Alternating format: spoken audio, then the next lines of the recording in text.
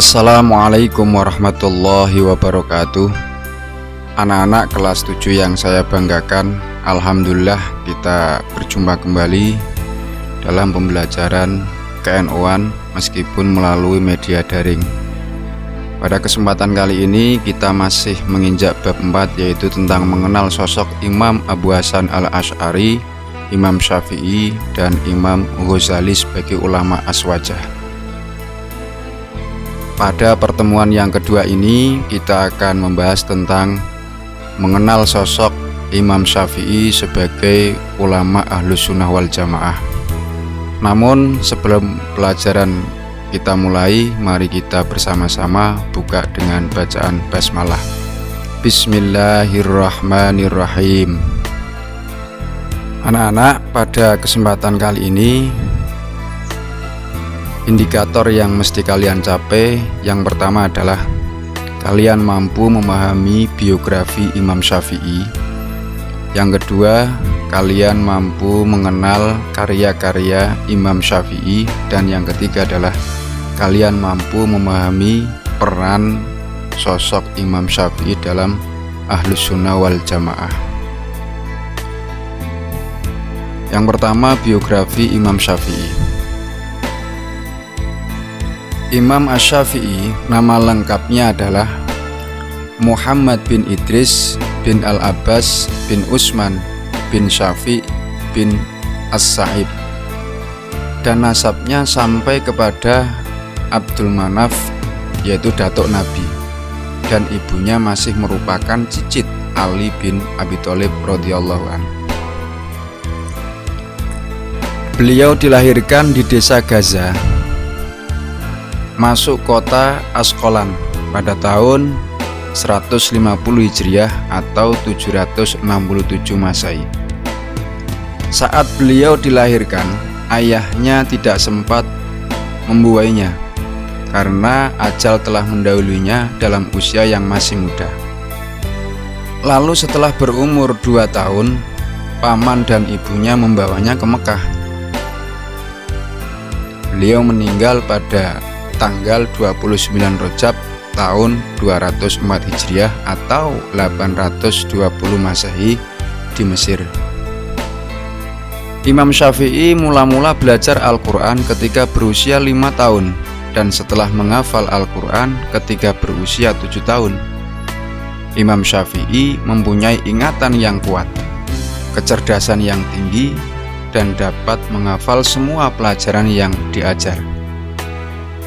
Di Madinah, Imam Syafi'i belajar dari Imam Malik bin Anas, Ibrahim bin Abi Yahya As-Sami, Muhammad bin Sa'id bin Abi Fudail, dan Abdullah bin Nafi As-Sani. Imam Syafi'i menghafal kitab Al-Muwatta karangan Imam Malik ketika berusia 10 tahun ketika di Mekah dan belum berjumpa dengan Imam Malik. Ketika hampir berumur 20 tahun, pergi ke Madinah untuk berguru kepada Imam Malik. Pengembaraan mencari ilmu berikutnya ialah ia pergi ke Irak. Salah satunya bergaul dengan sahabat Imam Abu Hanifah yang bernama Muhammad bin Al-Hasan As-Syaibani. Imam Syafi'i pun belajar fikih darinya, sehingga beliau dapat menggabungkan fikih Hijaz dan Irak.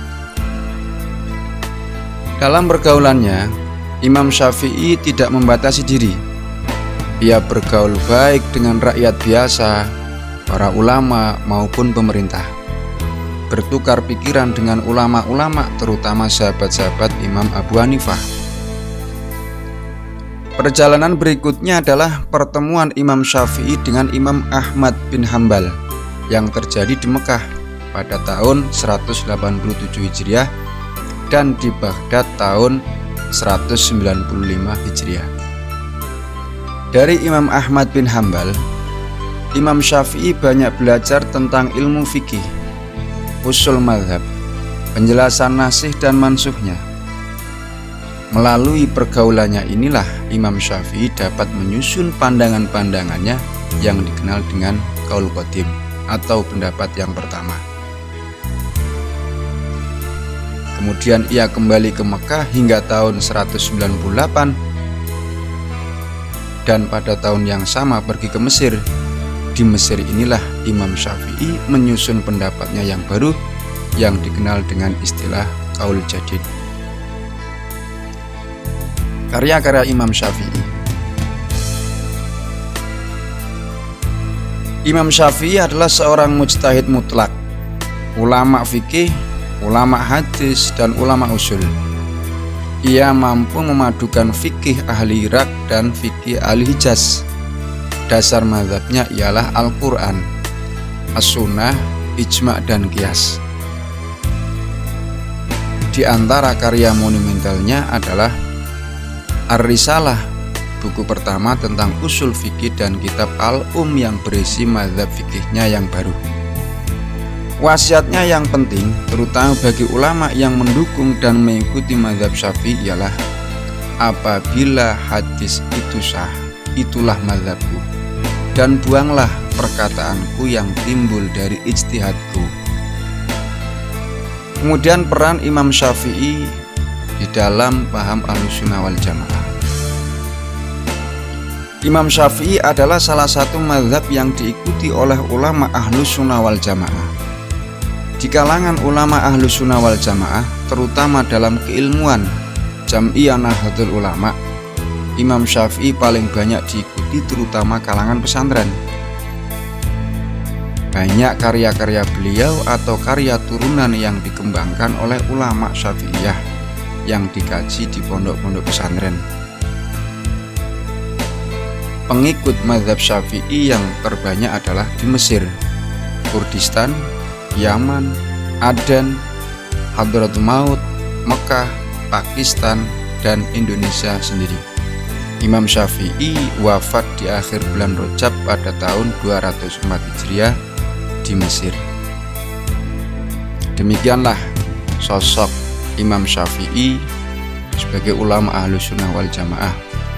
Bapak berharap kalian telah memahami biografi Imam Syafi'i, karya-karya Imam Syafi'i, dan bagaimana peran atau kedudukan Imam Syafi'i di dalam paham Ahlussunnah wal Jamaah.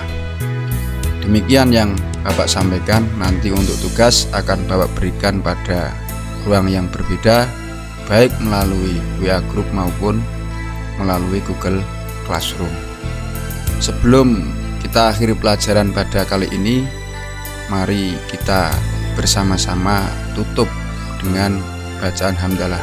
Alhamdulillahirabbil alamin. Demikian yang dapat Bapak sampaikan, kurang lebihnya mohon maaf. Akhirul kalam, wallahul muwaffiq ila aqwamit thoriq. Assalamualaikum warahmatullahi wabarakatuh.